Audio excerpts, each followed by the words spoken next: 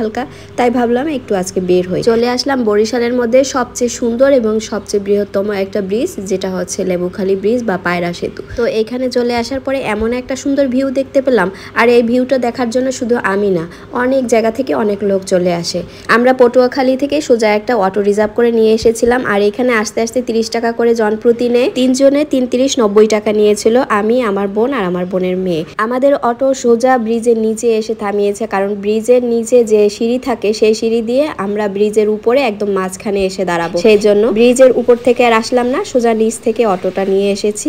আর এখন সিঁড়ি বেয়ে বেয়ে আমরা উপরে উঠে যাচ্ছি, আর সিঁড়ি বেয়ে বেয়ে উঠতে সেই দৃশ্যটা দেখতেও খুব ভালো লাগছে। অবশেষে ব্রিজে চলে আসলাম। এই যে দেখুন ব্রিজের ভিউটা, যদিও আমার এই ব্রিজের ভিউ আগেও আমার অন্য ভিডিওতে ছিল, আর তারপরও আজকে আমি এই ভিডিওটা দিলাম, কারণ আসছি যখন আর এইখানে আসবো না তাই বললে কি হয়, কারণ আমাদের পটুয়াখালী আর বরিশালের মাঝামাঝি এই ভিউটাই সব থেকে সুন্দর, তাই এখানে সবাই চলে আসে।